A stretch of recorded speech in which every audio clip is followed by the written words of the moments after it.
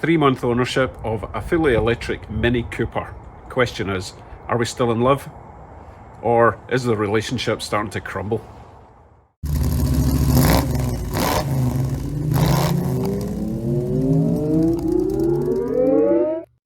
Welcome to another electric Mini review.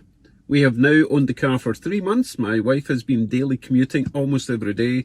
My son's been driving the car a lot. I get to drive it now and then if I'm lucky. But obviously in that time we have discovered a few things which may not be to everyone's liking. So I'm going to go through them in this video. Let's start with, how is the car dealing with the more wintry type driving, i.e. dirt and snow? We fitted the snow tyres to it about 3 weeks ago, just in time. And I will explain the difference with the snow tyres compared to the summer tyres.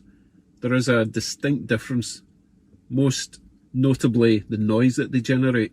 But as I say, we'll get to that when we go for a drive. With regards to the dirt and grime you get off the roads in winter, it's kind of more sticky. And this is really just a generic Mini thing, not necessarily an electric Mini thing. You'll notice that the front of the car stays relatively clean when you're driving about in the dirt, but it does seem to collect all that dirt at the back, specifically underneath the tailgate, or the trunk lid if you like, the hatch lid. So it's very important to keep that clean. The interior has been holding up well. We opted for these very bright, almost white leather seats. We were a bit concerned they were going to get stained or dirty, but as you can see, they're actually holding up pretty good. We do have an emergency wipe clean kit in the trunk in case anyone happens to spill anything, or, you know, they might have some stains from their brand new jeans. That is a known issue if you have, you know, strong coloured clothing. But so far, so good. As you can see, it all looks great. The big question, of course, is the range. That's what everyone's interested in with electric cars these days. And specifically in winter, how does the colder weather affect the range of your car? My wife has got a daily commute of about 75 kilometres. My son, when he takes the car, he's got the same. He works quite close to my wife, so they've got a very similar 75 to 85 kilometres round trip a day. In summer, when the Mini got plugged in, when we got home, the percentage of usable power had dropped to about 72%. With winter temperatures, you're going to have the steering wheel heater on, you're going to have your heated seats on, you're going to have your cabin heating on. It's only dropped to about 64%, still remaining usable after, as I say, 75 to 85 kilometres round trip. So it's not too bad. But there is an issue with the range that I noticed that never occurred to me until we went for a fairly decent drive. This was about 3 or 4 weeks ago. We took it for quite a long drive. We were out for about 3 hours. But after about an hour and a half, we were heading home. And I noticed that the range had dropped to just over 50%. Now, we were halfway home at that point, but that is the first time that it occurred to me that, oh, we couldn't have gone any further without having to plug the car in, or we wouldn't have got home. So, as I say, that was the first ever range anxiety I got in the car, and it did make me think, this is a daily commute, but it also means it's a daily charge. Do you know what I mean? You can't go for a decent drive and not plug it in at the end of that drive. Someone mentioned on the Global Mini forum, I think it might have been James, ABC, always be charging. The battery in the BMW system doesn't do that whole you can only charge it to 80% thing. It kind of does, but it's really clever because it always shows 100% available, but I think it's actually 80%. They kind of hide the top 20%. It's kind of weird, but it works and we like it. So with all that waffle said, let's go for a drive and I'll explain a few things that they're kind of gripes. They're not deal breakers, but things like the road noise you get with snow tyres, the rear brake light coming on when you lift off the gas, not applying the brake. We'll do an experiment for that. And cruise control. You would think that was a simple one, but it's actually really annoying. So let's get going.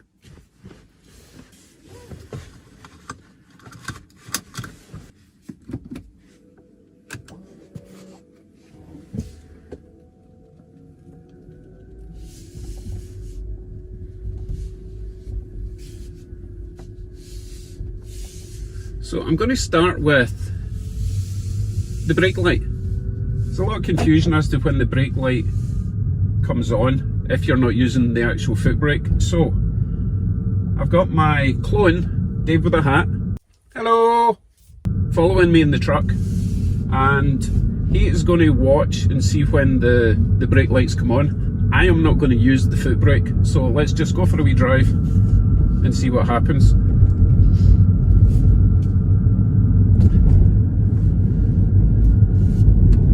Not doing anything different than I would from a normal drive, other than I'm not going to be using the foot brake, okay?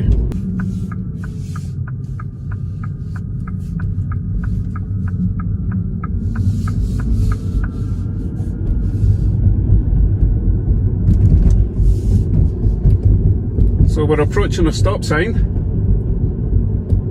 Hopefully I won't have to brake. Stop signs are a wee bit tricky because, you know, you want to get it just right. I'm just going to dab the brake just as I stop. Other than that, I'm going to try not to touch the brakes.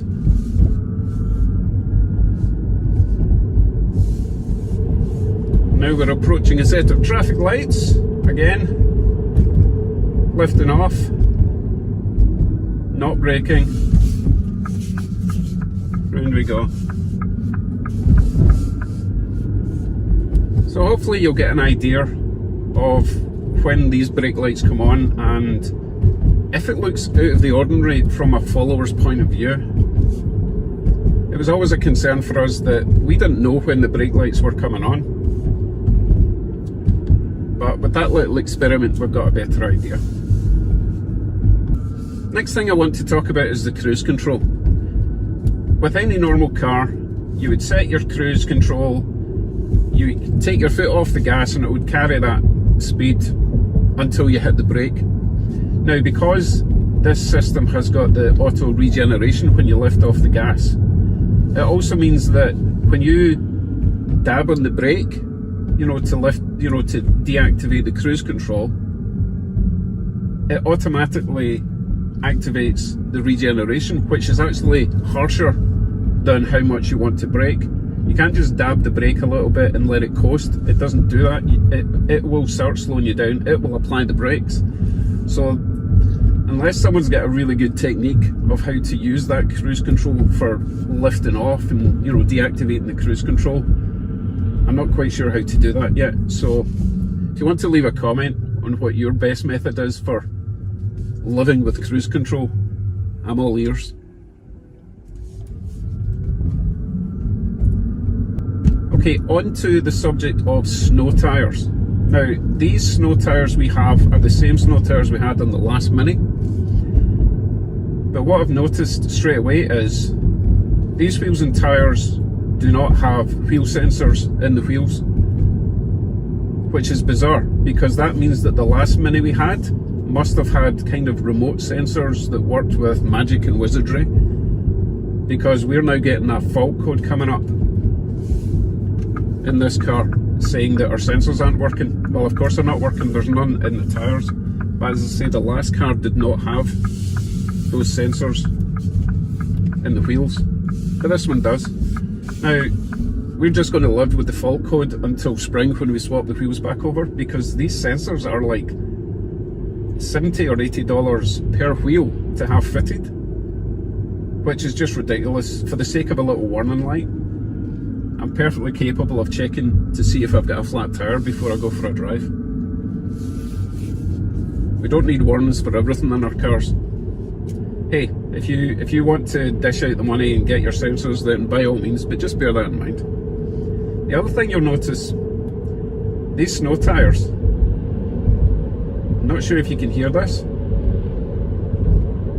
they're quite noisy. Now, we never noticed this in the last car, and all I can put that down to is the fact that the last car had a petrol engine and this has got electric. Therefore, the noise from the petrol engine was drowning out any road noise from the snow tyres. The snow tyres do work great. They're specifically snow tyres, so they're not actually great on dry roads, to be honest, and they're really quite terrible on wet roads. They're fantastic in snow, but we don't have snow at the moment. So the final gripe we have, it's just a gripe, nothing serious, is the phone / stereo interface, the connectivity, if you like. Connecting your iPhone or your Samsung or whatever it is you've got is kind of tricky. It's really not very intuitive. You follow instructions, it still doesn't work. You eventually work it out yourself, but it's really not as good as it could be, especially for a BMW. You would expect a bit more common sense when it came to the programming language that they use, but no, it could be better. It works fine now, but it's very important to remember that each different key fob that you use to get in your car is associated with a user profile, if you like. So if there's only 2 drivers and each driver's got a key, then when you get in your car, everything should be good to go. But if you're swapping keys, you have to manually go in and change over the phone that you're using and your Bluetooth setting. It's kind of a pain. So I might do a video on that at a later date. There's plenty of videos out there on how to set up your user interface in your car stereo, but I'm not doing that today. Now we're using a BMW home charger, a level 2 charger, and we top up the power every night from about 60% to 100%, and that'll take about 2 to 2.5 hours. The cost was about 80 cents a night to top it up. With winter now, it is increased to about just over $1. Just over $1 for a daily round trip of 75 to 80 kilometers. I mean, folks, do the math. It's a no-brainer.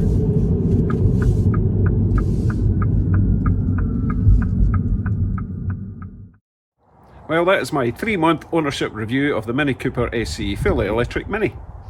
If there's any aspect to the car you want me to do a more detailed review on, let me know in the comments section below. So yes, we still love this car. Best thing we've done this year. And it's still one of the cheapest options for a short range electric car available today, at least in Canada. I'm sure there's plenty where you are in the world, but for us, it's the perfect car. Thanks for watching. See you in the next one. Bye.